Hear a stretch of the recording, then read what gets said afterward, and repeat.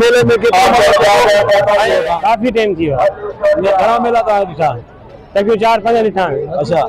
वो मला करण जो होता था। हां ॾींदा आहियूं केतिरो जो हा 100 बजे ये तो कोई असां मेला से कदीमी आहे अॼु खां केतिरो कदीमी आहे तकरीबन घटि में घटि असांखे 10 साल ईंदे थिया आहिनि 10 साल ऐं वी मेलो लॻंदो आहे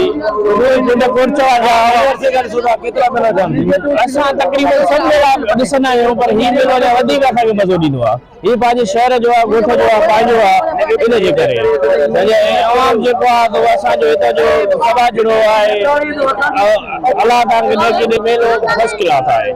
जीअं त मस्त मिलन सां बुखारी जा असां पुराणी रवासी आहियूं असांजे बाबा साईं हिते तकरीबन 30 खां 40 साल ड्यूटी ॾिनी आहे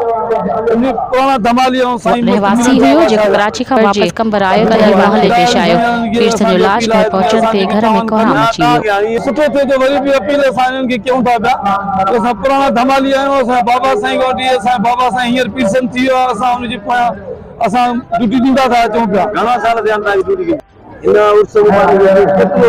कितने वर्ष खां जेको 100 साल खां मथे थी विया जेको असांजा आबा दादा कराईंदा अंग्रेज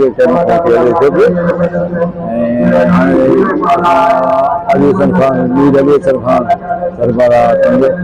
जेको मेलो लाराईंदो आहे गुलाम नज़र शौक़ अली गौर खान जबल जो इहो माण्हू जेको असांजे सभु पाड़ेसी भुटान कलोरान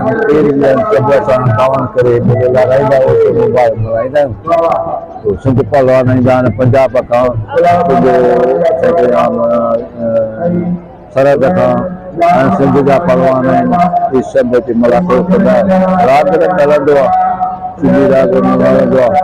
सूफ़ी राग रंग हलंदो आहे इहो हले थो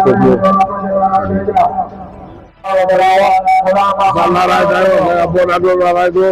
ओड़ो पाड़े जा सभु ॿार मेलो लाराईंदा राग रंग थींदो आहे सभिनि खे ख़िदमत कंदा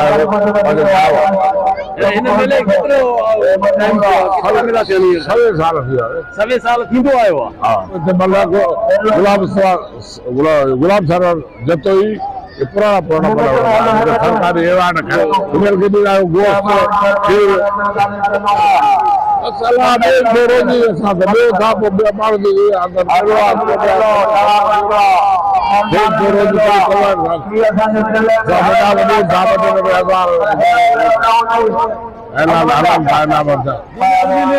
आम पब्लिक जा हिते जो सरदार जेको उन्हनि जा बि गुज़रियल 100 साल खां मेलो लॻंदड़ आहे मुख़्तलिफ़ मकतब फिक्र सां जेके वापसि माण्हू आहिनि उहे हिन मेलो मां लुत्फ़ थियनि था ऐं हीउ मेलो लॻंदो रहंदो। आउं आहियां दिलबर शाहिद मुंहिंजी सिंध न्यूज़ चैनल